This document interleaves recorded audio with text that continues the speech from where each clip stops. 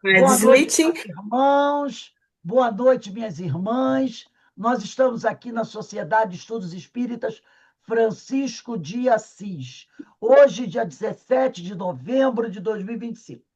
E na noite de hoje, nós realizamos a nossa palestra das segundas-feiras. E hoje recebemos a nossa irmã Cirlei Bastos. Cirlei, você é do Centro Espírita Aristides Silva, não é? Do Aristides Ali, Silva, de isso, Teresópolis. em Teresópolis. Eu conheci o Aristides Silva, minha irmã trabalhava aí, era a Rosângela, e eu cheguei a fazer palestras aí no Aristides Silva. Nessa época eu já morava aqui em Petrópolis. Então eu conheci o Aristides Silva, tenho uma amiga que foi de lá, Maria Inês Bercier, foi também trabalhadora do Aristides Silva. Um grupo de amigos muito interessantes, nós temos lá, uma casa que faz um trabalho maravilhoso. E hoje a nossa irmã Cirlei Bastos, ela vai fazer a palestra para a gente desse livro, o tema, ó, Convites da Vida, psicografia de Divaldo Pereira Franco, pelo espírito Joana de Ângeles.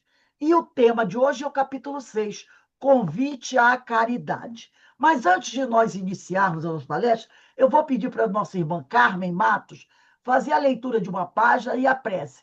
Depois eu passo a palavra para a Cirlei, e a Cirlei tem até 7h20, 19h20, para fazer o estudo, tá bom? Carmen, pode fazer Boa noite. a tua prece de abertura. Boa noite a todos. E a nossa prece é desse livro aqui, Minutos de Sabedoria, de Carlos Torres Pastorino. E a página aberta foi a de número 100. E ele nos diz assim: não diga que não pode trabalhar em benefício dos outros. Quantos mudos dariam uma fortuna para poderem falar como você? Quantos paralíticos suspiram pelos passos que você pode dar? Quantos milionários lhe entregariam suas riquezas para terem 1/10 da fé que você tem? Não diga que não pode trabalhar. Distribua os bens que Deus lhe concedeu em gestos de bondade e palavras de carinho. Então, amigos, aqui nós, com essa pequena prece, a gente avalia quanto nós somos ricos, quanto nós temos e muitas vezes não fazemos nem 1/10 daquilo que Deus nos concedeu de recursos para trabalhar. Que Jesus abençoe essa nossa reunião pública dessa noite de hoje, abençoe nossa amiga Cirlei, que vem nos trazer suas reflexões, que estejamos muito atentos para essa oportunidade que temos para nos melhorarmos, para arrecadarmos as lições, para colocar nos nossos corações aquilo que nós precisamos fazer. Que Jesus abençoe essa noite de hoje, graças a Deus. Graças a Deus. Bem, minha amiga Cirlei, a palavra está com você. Que Deus te abençoe e continue a abençoar todos nós. Tá tudo bem aí? Porque Tudo vocês estão me perfeito, vendo? tudo perfeito. Bem, então vamos começar. Depois desses atrapalhos, quero pedir desculpa, né? Esse computador é um computador novo, eu não sou muito boa de computador, e ele é novo, ainda não domino muito bem ele. Ele está todo em inglês, aí está me dificultando muito porque eu não falo inglês. Então, gente, boa noite a todos e todas, né? Esse tema hoje é um tema muito bom de se tratar, né? E muito necessário nos tempos de hoje.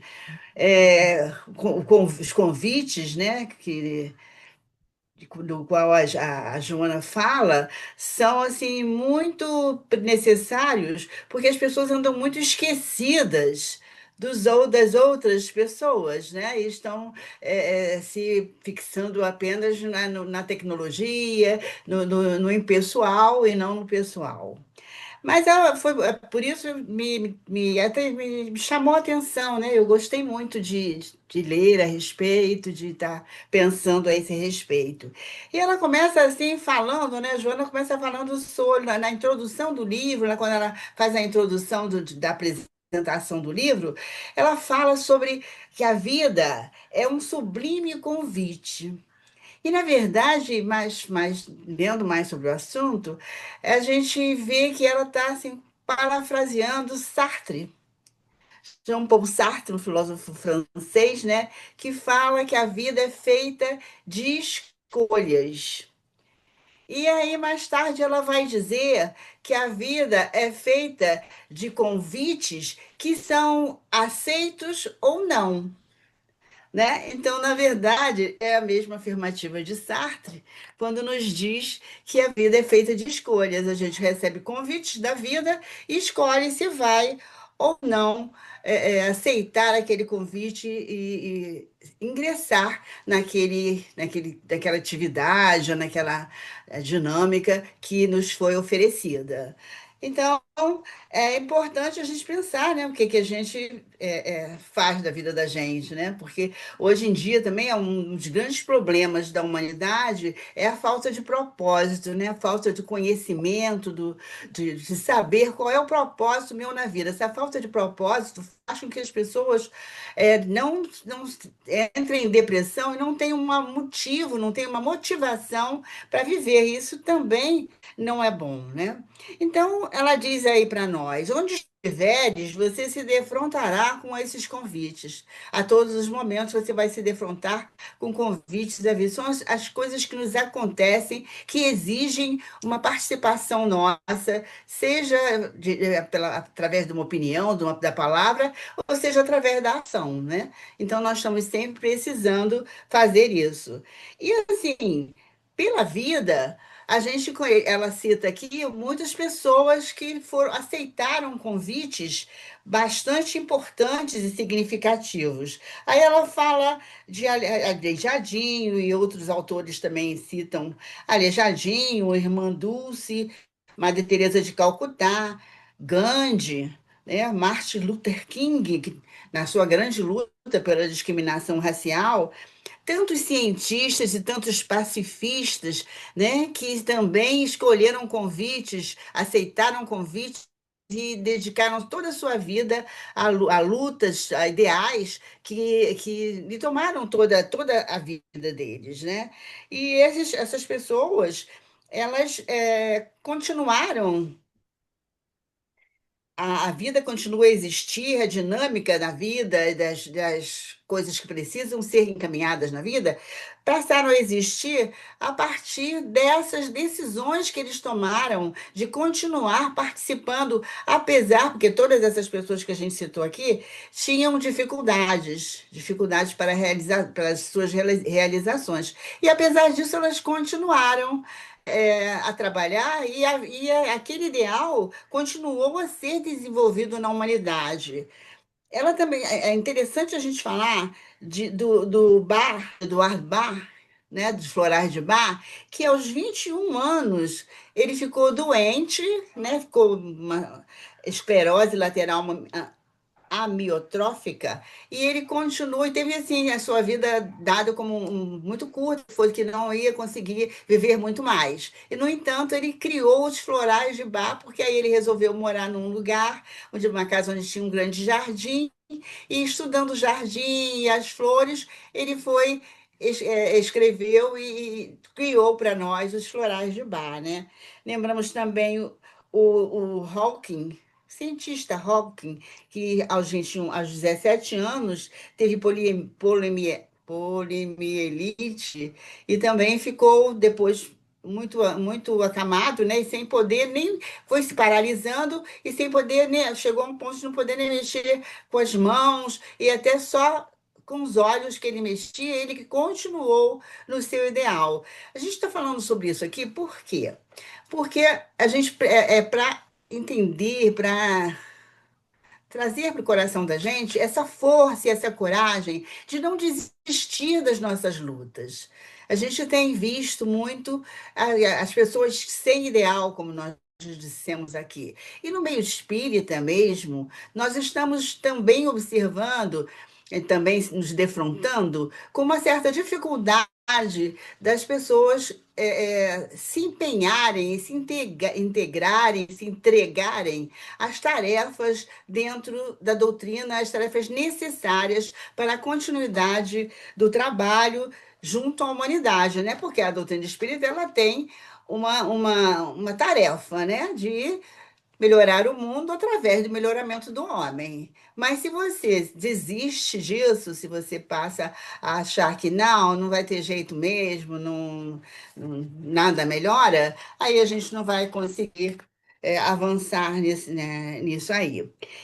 E ouvindo a Maísa, a Maísa é uma palestrante, uma senhora que é palestrante, tem muitas palestras no YouTube, ela é uma pessoa bastante interessante e bom de ser ouvida.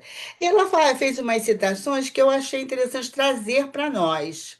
Ela falou sobre Pedro, que Jesus, né, era uma pessoa que trazia sempre convites para quem para quem o encontrasse. Jesus sempre nos convidava a alguma coisa. Todas as pessoas que passaram pela vida dele, que o encontraram, receberam algum convite. Alguns aceitaram, alguns não aceitaram, alguns aceitaram temporariamente. E aí ela fala aqui sobre o convite que Jesus fez a Pedro, né, de o seguir. E que Pedro, ele tinha uma impressão de que ele já conhecia Jesus. Ele falava isso, que Pedro era um homem rude, né? Um homem assim, até um pouco áspero, a gente sabe das histórias dele, né? Ele não era uma pessoa muito delicadinha, não. Então, Pedro, ele tinha uma sogra muito danada, então uma pessoa difícil de convivência. E aí ele brigava muito com a sogra. E ele, a partir desse conhecimento de Jesus, foi que ele foi melhorando as suas relações. E Pedro aceitou o convite de Jesus, abraçou completamente aquela tarefa, né, de ser um pescador de homens. E aí Pedro perguntava aos outros discípulos assim: quando será que a gente vai voltar para casa? Será que a gente, como é que será quando a gente voltar? Como é que será que está lá a nossa casa? Ele fazia sempre perguntas sobre a família. E os outros discípulos, alguns dos discípulos, os outros discípulos mais amadurecidos, diziam para ele: Pedro, você acha que vai voltar para casa? Você acha que nós vamos voltar para casa? Olha, que interessante, né? Ele ficava assim, preocupado com isso, né? E esse amigo dele, um dos discípulos amigo dele, que ela não cita qual foi, ele disse: não, nós não vamos mais voltar, não vamos voltar para casa, porque essa tarefa, né? Entendendo que a tarefa de que eles estavam imbuídos era tão grande que não tinha mais volta, né?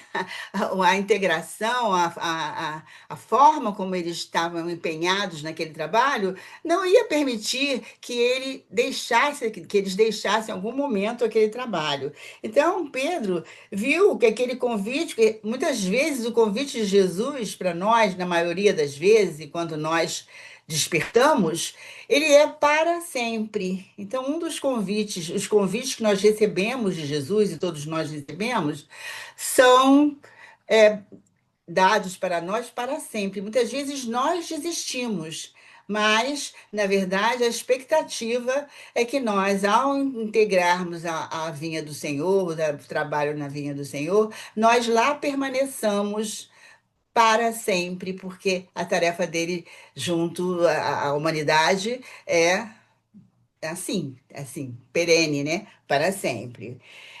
Também outra pessoa que se entregou completamente a sua vida a essa tarefa é Chico Xavier, que Maísa cita, e que é interessante também porque é uma pessoa próxima de nós, né? Aí a gente fala assim: mas Pedro, né, estava lá naquela época, mas Chico é quase da nossa época, então nós que temos esses cabelinhos mais brancos, Chico era quase da nossa época. E ao Emmanuel se aproximar dele, Emmanuel fez uma proposta de trabalho ao Chico de 30 livros.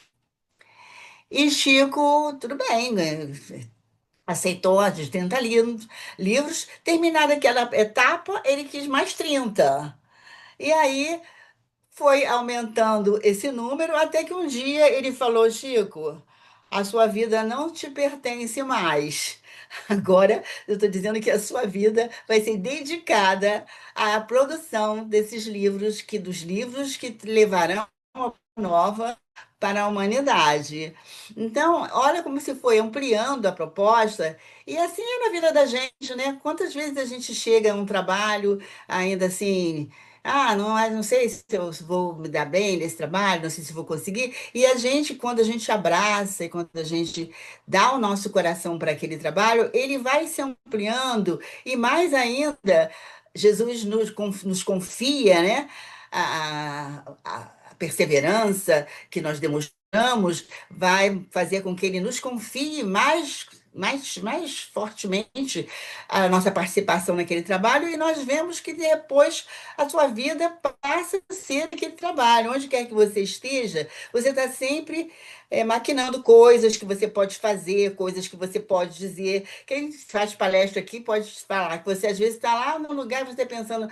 Eu posso falar isso lá, né? Numa palestra eu posso utilizar esse tipo de imagem aqui. A gente está, né, 24 horas por dia ligada lá nas nossas obrigações, não obrigações, nas nossas responsabilidades que passam a fazer parte da nossa vida para sempre, né? Não vai acabar nunca. Às vezes eu mesmo me deparo com isso, né? As minhas filhas falam, eu tenho 76 anos, e às vezes ela fala, mãe, quando é que você vai parar de fazer tudo isso? Aí achando assim, mas, poxa, né? Aí eu falo, gente, olha só, eu não sei parar de fazer essas coisas todas que eu faço. Todas as vezes eu falei, não, agora, a partir do ano que vem, eu vou diminuir essas atividades, né? Todos nós, acho que um dia já falamos isso, e a gente acaba que tá tão, a nossa alegria de viver, o nosso propósito de vida, está tão presente nesse trabalho que você realiza, quando você faz com amor, com vontade, né? Com desejo mesmo de abraçar essa tarefa, que você não sente vontade a tua alegria está mesmo na realização, embora o cansaço, embora a memória que às vezes não ajuda mais muito, mas a gente ainda acha que pode de alguma forma contribuir um pouco, e no pouco que a gente pode, a gente vai estar lá sempre dando um pouco de nós. E são os missionários, os grandes missionários, os pequenos missionários, porque não são só os grandes missionários que são importantes nas tarefas de Jesus e da Boa Nova. Todos aqueles que têm a sua parcela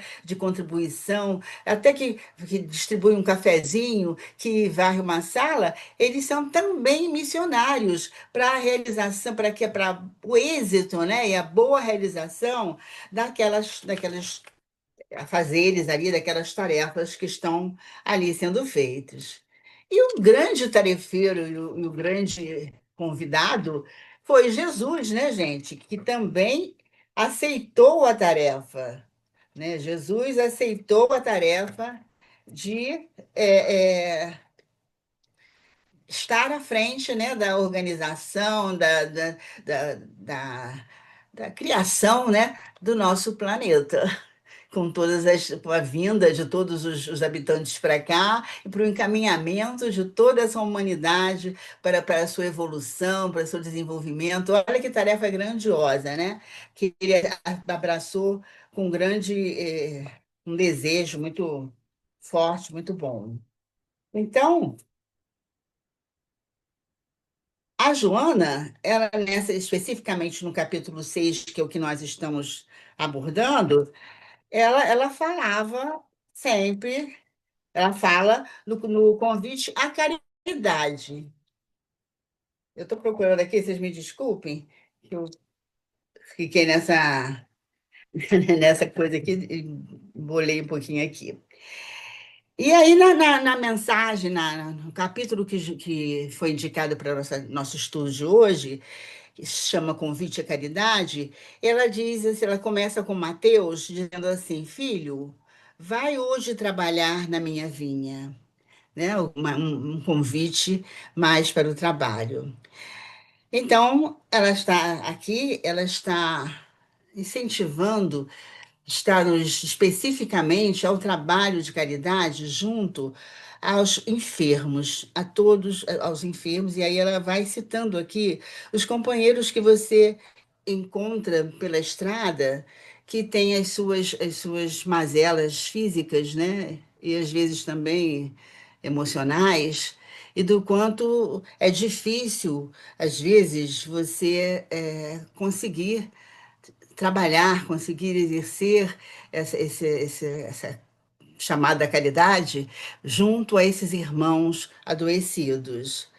Então, ela fala aqui dos companheiros tuberculosos, dos companheiros leprosos, dos irmãos cancerosos, especialmente das crianças, as crianças que tanto nos compunge o coração ao ver as crianças doentes. Então, ela vai lembrando do quanto é necessário e quanto a gente pode fazer por essas pessoas, né? Estar visitando um enfermo, ficando com ele algumas horas.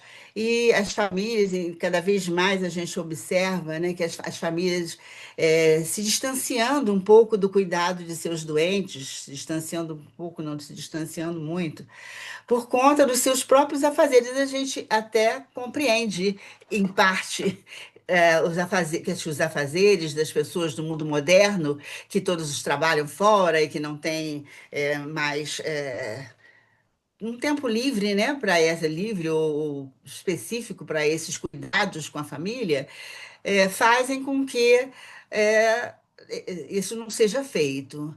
Mas, por outro lado, será que nós não estamos num tempo de muita aceleração?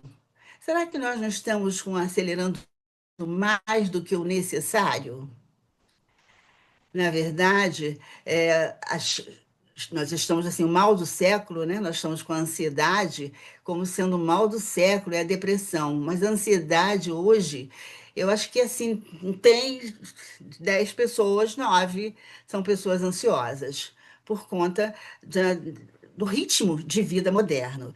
E com isso, as famílias não mais se compõem, se organizam e se relacionam de uma forma mais afetiva, mais tranquila, mais amorosa, podemos dizer. E aí isso faz com que os idosos e os enfermos fiquem muitas vezes com poucos cuidados, menos que o necessário. E aí é difícil realmente. A gente não está aqui também fazendo apologia da pobreza, não, todo mundo tem que ficar sem trabalhar, não. Mas é preciso que nós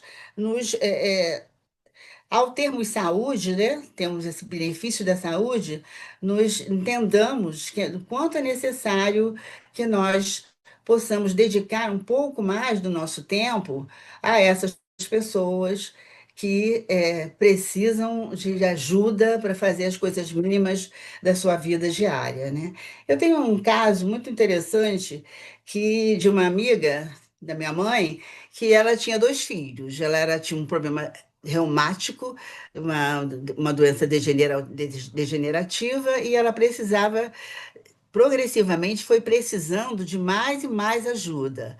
Esses filhos eram adolescentes, jovens, depois ficaram adultos, e na fase que eles estavam adultos, ela já estava bem mais velha, e a doença tinha se tornado um pouco mais difícil, um pouco mais severa. E o que que aconteceu? A filha se casou e foi morar em outra cidade. E ela ficou sozinha, sozinha com o filho. E aí o filho é que tinha que cuidar dela todo o tempo. E dali, assim, as amigas, os vizinhos, ela morava um conjunto de casas, uma vila, né? Antigamente tinha vila, né? Era uma vila de casas, e ali as pessoas começaram a se revezar para cuidar dela. Então, olha, vamos pensar a respeito disso, né? De quanto foi negligenciada essa pessoa diante, da situação em que ela se encontrava, por graça, por merecimento dela, né? Na verdade, a gente tem as coisas que a gente merece, que a gente sabe que não há injustiça na vida. O filho era uma pessoa muito dedicada e cuida até hoje dela, porque ela ainda está encarnada. Ele cuidou, saía de manhã para o trabalho, deixava todas as coisas ao alcance das mãos dela, combinava quem ia dar o almoço, quem ia ajudar no banho, e as amigas e os vizinhos faziam esse serviço e eles foram levando até que ele acabou encontrando uma pessoa que aceitou essa condição de vida, né, e tendo melhorias econômicas e conseguiu resolver de continuar com essa situação. Mas é assim muito difícil, né, nos dias atuais, essa questão dos idosos. A gente se defronta com situações. Há pouco tempo tem uma artista que foi encontrada morta, né, encontrada morta dentro de casa, dias após ter desencarnado, por conta dessa solidão em que as pessoas mais idosas vivem, e especialmente doentes também, que muitas vezes ficam sem cuidados por dias seguidos. Então, é necessário que nós lembremos disso. Vamos dizer que vamos ver o que Joana diz. Ela diz assim: seja teu sorriso de cordialidade franca, de cordialidade franca, através da lembrança de uma palavra fraterna, de uma flor delicada, de uma pergunta gentil, em que esteja expresso o interesse pela recuperação da pessoa, de uma prece discreta ao lado do seu leito, de uma vibração refazente com que pode diminuir os males que inquietam esses seres em necessário resgate. Então, aqui está bem, de uma maneira bem simples, né? As coisas mais fáceis que nós temos para fazer, às vezes, conversar um pouquinho, dar algumas palavras com alguém enfermo, é alguma coisa que a gente pode fazer com alguém que está preso no leito, né? E a gente minorar aquele sofrimento. E ela continua dizendo: lembra-te, porém, que acima do bem que lhes pode fazer, a ti fará muito bem verificar o que dispões e pouco consideras, porque é a tua saúde. Você pouco considera a tua saúde, mas ela é a que você é importante, né, no seu bem-estar na vida física, e é importante que você veja um benefício que você dispõe e que você pode dedicar ao outro um pouco mais, né, na nossa vida. Muitas vezes a gente fica um pouco distanciado dessas reflexões, e mesmo na nossa família, nas nossas relações, existem pessoas enfermas e graves, acamadas ou hospitalizadas, que nós deixamos de assistir com uma prece, com uma palavra amiga, com uma visita, né? Então é importante que nós não esqueçamos disso. E aí, eu gostaria de falar um pouco mais sobre uma, esses cuidados, né, que a gente pode ter com a pessoa que é enferma, que está na nossa vida, está no nosso caminho. E para falar um pouquinho sobre isso, eu trouxe o Leonardo Boff, naquele livro Saber Cuidar, a Ética do Humano. Né? Agora é interessante a gente falar nisso, porque está no mundo, né, muitas necessidades de cuidado, porque nesse momento de muito conflito, nesse momento de transição, né, que nós encontramos no planeta, e que temos muitos conflitos de guerras, e muitas pessoas, muitas cenas que nos mobilizam muito, né? E vemos que do quanto é necessário essa disponibilidade da ética humana, né? A ética humana está muito esquecida de todos nós. Então, nós esquecemos desse lado humano que nos irmana, porque é essa condição de ser humano que nos aproxima.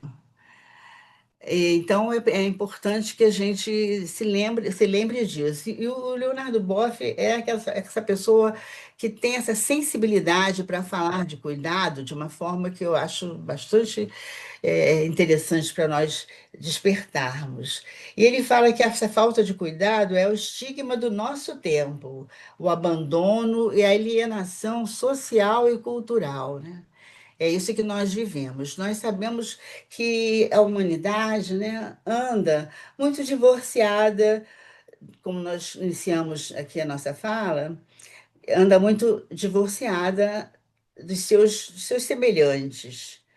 E aí a gente vê que as pessoas não conversam mais, já não trocam mais, a intolerância com a diferença cada vez, ao invés de diminuir, aumenta mais, e a gente vai vendo todas essas guerras, esses conflitos, porque esses conflitos armados e grandes, eles advêm, eles são fomentados nos pequenos conflitos familiares, de amigos, que vão criando esses motivos de guerra dentro das pessoas, que é essa intolerância, né, com a humanidade, um com o outro, na família, em todos os lugares onde nós estamos. Então, esse é o estigma do nosso tempo. Eu acho que Leon Denis que dizia que a gente tinha que as fases da humanidade, de desenvolvimento da humanidade, tinham dois momentos. Era a grandiosidade e ao mesmo aquele era o grande bem da humanidade num determinado momento e era também o seu grande mal. E que a nossa humanidade, a nossa fase da humanidade, ela tem a grandiosidade da tecnologia, do avanço tecnológico, o avanço, né, do progresso tecnológico, e, ao mesmo tempo, esse avanço tecnológico nos isola, nos insensibiliza, dificulta as nossas relações, nos afasta, né, uns dos outros, porque ó, vamos ver os benefícios do próprio celular, que é uma coisa muito falada, né? Ao mesmo tempo em que é um grande benefício tecnológico você poder falar com uma pessoa a qualquer momento, onde você esteja, mas ao mesmo tempo o distanciamento que o celular colocou entre as pessoas, na convivência das pessoas. E uma insensibilidade. Se você observar, às vezes aparece na televisão mesmo, nos jornais, um grande acidente, ou até com morte, até com um desabamento, ou um acidente de trânsito, ou mesmo um conflito armado, como há pouco tempo teve no Rio, e você vê o que você observa imediatamente. As pessoas estão com um celular na mão, fazendo o quê? Ligando para alguma coisa? Não, fotografando, não é? Fico assim, surpresa e assim, mobilizada com essa cena. Porque às vezes a pessoa está sofrendo, morrendo, ou acabou de morrer ali naquele acidente, e a pessoa está fotografando. E fotografando com um fim utilitário. Por que você está fotografando aquela cena? Para vender para as redes de TV, para você reverter aquilo em dinheiro, não é? Então, olha a insensibilidade do ser humano que se olha para o sofrimento do outro como uma fonte de renda, muitas vezes, ou uma fonte de informação que ele pode veicular e pode ganhar alguma coisa com aquele. Então, esse é o descaso. E aí o Leonardo Boff fala sobre que é um descaso com a dimensão espiritual do ser humano. Nós somos seres espirituais que estamos passando um momento aqui na vida física, né? Mas nós somos seres espirituais. Importante é isso, porque é o nosso espírito que progride, que é eterno, né? E aí, como nós lidamos com essa questão do ser humano?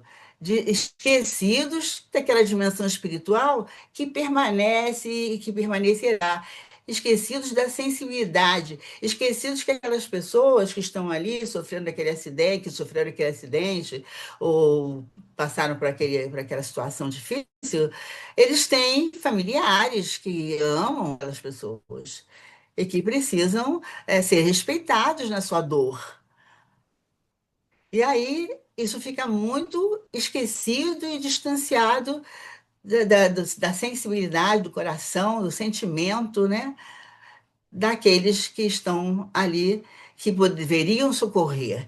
E o pior é que nós, muitas vezes, nos vemos em situação semelhante e vemos que nós também, muitas vezes, continuamos com aquele comportamento, né? Porque quantas vezes nós queremos, eu acredito, não sei vocês, mas eu já passei por situações assim, e acredito que muitos de nós já passaram, de você querer ajudar uma pessoa, mas não ter muita coragem, com medo de que pode acontecer ali, por aquele ambiente, lugar onde você está, dependendo do lugar, dependendo do que está acontecendo ali, a gente fica em dúvida antes de chegar outra pessoa, enquanto não chega mais um, você fica ali indeciso sobre o que você faz, sobre que iniciativa você toma, né? Então, é importante isso. Então, é preciso cultivar, né, esse espírito de enternecimento, esse espírito de amorosidade pelo nosso próximo. Como o bom samaritano lá na época de Jesus, né, já, já cultivava esse sentimento no coração dele, nós precisamos fazer isso, porque esse mundo moderno, a gente está muito distanciado disso. 19 e 20 que você falou? Então, esse 19, cuidado, ele 19 e 20. falta pouco. Nós construímos um mundo através dos laços afetivos, através das relações afetivas que nós fazemos. Hoje em dia, até as lembranças nossas, ela tem o conteúdo afetivo das nossas lembranças, são muito mais importantes do que apenas o lembrar. Nós já descobrimos, por exemplo, que não devemos chegar numa viagem, você fica fotografa, e você não guarda na memória aquele momento, aquela flor diferente, a raiz de uma árvore que tinha um formato diferente, você fica muito envolvido com a parte prática de levar fotos. Mas quando você chega em casa, eu falei, puxa vida, alguém fala, você viu como é que tinha um barulho, aquela cachoeira fazia um som diferente e tal, e você ficou lá envolto na fotografia, em tirar fotos, e não despertou para aquela beleza da natureza que pode ficar na tua memória para sempre, que nada nem ninguém vai destruir, né? Então, isso também vai despertar a sua sensibilidade. Eu falava com uma pessoa sobre isso, a gente dizia que a gente tem que lembrar que na espiritualidade nós não vamos ter máquinas, câmeras fotográficas para ficar, celular para ficar fotografando, a gente não vai ter essas tantas coisas, a gente não tem que trabalhar, eu falo com meu marido também, a gente não tem que trabalhar lá na espiritualidade, então você vai ter que aprender a pisar no freio e aprender a apreciar um pôr do sol, apreciar um momento de beleza numa praia, num campo, para você desenvolver essa sensibilidade que é dentro de você. Então, que isso que vai dar o espírito de cuidado, né? Há pessoas que nunca olharam para uma flor, para uma árvore e entenderam o quanto você perde quando destrói, quando queima, quando derruba uma árvore. Aqui em Teresópolis, o prefeito fez, prefeito, sei lá quem, né? As autoridades aí fizeram uma reforma na praça, naquela praça principal que tem, quem conhece Teresópolis, da Praça Santa Teresa, tem a Igreja Santa Teresa, e derrubaram todas as árvores. E aí foi uma grita geral, ainda bem que foi uma grita geral, assim, terrível, né? E aí agora ele está dizendo que vai plantar 50 árvores ali na Praça Santa Teresa. Só que quantos anos vai levar para crescerem essas árvores, e chegarem ao tamanho das que foram cortadas, né? E aí as pessoas que têm lembranças com aquelas árvores, que escreveram seus nomes lá naqueles caules, perderam esses registros, né? E a beleza mesmo da praça, né, com as árvores, mesmo que elas estivessem velhas, estivessem ainda um pouco maltratadas, mas era importante ali, né, que ele trazia a memória desse lugar, né, que as pessoas conheciam, passearam, sentaram naquela sombra. Então, ainda bem, menos mal, que a gente vai ter de volta as árvores plantadas, né? Porque foi em geral, né? As reclamações, as petições, para que isso fosse feito. Mas a gente vê a perda que houve com o corte das árvores, que vai levar pelo menos uns 10 anos para a gente ter uma árvore mais encorpadinha lá na praça, né? Então, isso fica em todos os âmbitos. No âmbito dos vegetais, no âmbito dos animais, no âmbito dos humanos também.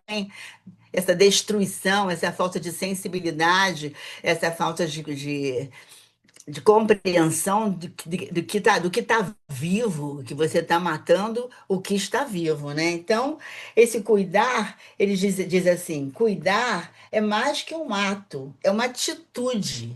Você ser uma pessoa do cuidado é uma atitude. As pessoas que são do cuidado, elas naturalmente elas têm um gesto de amparar quem levou um tropeção, de trazer uma água para quem está desbaforido, ou está chegando de algum lugar com muito calor. É natural delas, porque isso está na atitude delas, está no próprio caráter daquela pessoa que vai se formando, e essa atitude do cuidado vai se desenvolvendo. Não há pessoas que são assim. Eu presenciei uma situação da minha filha, estava com a minha filha no hospital, e eu estava com uma amiga que tem uma filha é, excepcional, portadora de necessidades especiais. E aí eu estava conversando com a minha amiga no sofazinho, e a minha filha já era adulta, tinha feito uma cirurgia de garganta, estava na cama. Eu só vi a minha amiga levantar e segurar a minha filha e virar assim pro chão, porque ela estava vomitando. E eu não vi olha como quando você é uma pessoa que cuida, porque essa minha amiga cuidava da filha dela que tinha problemas especiais, e a dinâmica dela, a rapidez, como ela estava ali conversando, mas ela estava prestando atenção em tudo que estava acontecendo, e a rapidez com que ela tomou a providência necessária. Eu não tinha nem levantado ainda, ela já estava virando a minha filha para não engasgar lá com vômito e tal. Isso é a pessoa do cuidado, a pessoa que está atenta ao outro, essa atenção que a gente tem ao outro. Então, o cuidado, ele é um modo de ser, é uma responsabilização que você tem, não só por uma pessoa, mas por todas as pessoas, por tudo que vive e respira, né? Inclusive as plantas, inclusive os objetos e as coisas, né? Então, é preciso que a gente desenvolva esse. Por isso é importante esse livro da Joana que fala do cuidado. E a gente diz o Leonardo Boff também, o cuidado é um modo de ser, é a forma como você se coloca no mundo, né? Você se coloca no mundo como alguém que está ali para preservar o que existe, para aprender a conviver com a natureza, com os outros homens, e aprender até a conviver com você mesma, né? Que a gente não sabe nem conviver com a gente mesma. Então, essa sensibilidade é muito importante que nós nos coloquemos, né, à disposição, nos coloquemos nossa sensibilidade, o nosso potencial de trabalho, de atenção em tudo que existe. Nós sabemos que hoje essa questão da atenção está muito também necessária de que as pessoas se voltem para a necessidade de estar atenta ao mundo, à vida, a tudo que existe, para que a gente não passe pela vida, né, distraidamente, sem colaborar, sem estar dando a nossa contribuição na conservação do planeta. Para terminar, eu trouxe, infelizmente, a gente foi naquele iniciozinho, a gente demorou, né? Eu trouxe duas quadrinhas da Maria Dolores, no livro Antologia Espírita, que tem uma poesia chamada Deus Conta Contigo, da Maria Dolores. Então, lembremos nesse convite à vida, nesse convite ao cuidado, nesse convite a estar cuidando não só dos enfermos, mas de tudo que vive e respira e tudo que está na natureza e no nosso planeta. Ela diz assim: o lírio não se ofende nem reclama sobre a terra onde alguém lhe deitou a raiz. Seja em vaso de estufa ou num trato de lama, ele desabrocha feliz. Assim no mundo, coração amigo, faz o bem onde for, seja a quem for. Em toda parte, Deus conta contigo na tarefa do amor. Eu me desculpo hoje porque é estranho para mim estar falando para vocês e não estar me vendo. Isso, você não imagina como isso me atrapalhou. Eu não estou não tô me vendo, então tá muito difícil para eu falar aqui assim. Mas e também por atrapalho no início da palestra, eu espero que da próxima vez eu possa correr tudo mais tranquilamente, mas que nós possamos ter estado juntas e trocado um pouco das nossas energias e das nossas opiniões, nossos pensamentos, para nosso estar no mundo possa ser cada vez melhor, cada vez mais amoroso, mais afetivo. Muito obrigado, minha amiga. Foi ótimo ouvir você falar sobre esse tema tão bonito. Que Deus te abençoe, que nós possamos sempre contar com você aqui na Casa de Francisco de Assis, fazendo esses estudos, essas reflexões que nos ajudam muito a melhorar a nossa caminhada, né? Às vezes, como você disse mesmo, às vezes a gente esquece, a gente tem certas amnésias e nós precisamos prestar mais atenção nisso. E também a gente reclama muito, né? E a gente pode realmente trabalhar mais ajudando a Jesus. Então, que o Senhor nos abençoe a todos e, mais uma vez, leve o nosso abraço, o nosso beijo do coração aos nossos irmãos do Aristides Silva, essa casa que trabalha tanto na divulgação do Evangelho de Jesus. Tá, ó. Um beijo para você, minha amiga. Que Deus abençoe a você e a sua família. Encerrando Dá um aqui. beijo na Rosângela. Doce, doce. E encerrando aqui o nosso estudo da noite de hoje, eu vou pedir para a nossa irmã Joana ligar o microfone dela e fazer a nossa prece de agradecimento. Joana, por favor. Agradecemos a companheira pelo estudo apresentado nessa noite. E agora vamos todos juntos elevar nosso pensamento a Deus, nosso Pai, a Jesus, nosso Mestre, a espiritualidade amiga, agradecendo pela dádiva da vida, pela oportunidade desses estudos que nos consolam, que nos esclarecem. Rogamos a Ti, Pai, a Jesus, que nos abençoe, nos dê o discernimento de percebermos os companheiros que estão ao nosso lado, necessitando de uma palavra, de um abraço, de um estender de mão, porque muitas das vezes não percebemos a necessidade do nosso próximo. Que esse estudo dessa noite toque nossos corações nesse sentido, que procuremos ter o olhar de caridade, de amor e bondade para conosco e com o nosso semelhante. Que Jesus nos fortaleça, que Ele nos ampare e que nossos anjos guardiões nos guiem sempre na senda do bem. Fique conosco, Jesus, fique conosco, Pai querido, hoje, agora e sempre, na graça de Deus. Obrigado, meus irmãos. Uma benção. Que Deus abençoe a todos nós. Ó, o nosso beijo para todos vocês. Uma boa noite, de muita paz, de muita Boa luz. noite a todos e Quarta-feira Boa noite a todos. estaremos de volta para continuar os nossos estudos. Tchau, gente. Tchau. Tchau. Muita paz para todos. E Sirlei, mais uma vez, muito obrigado, minha amiga, por estar conosco nessa noite, estudando. Eu que agradeço a oportunidade de trabalho. Tchau, um beijo para todos. Eu vou encerrar aqui para todos.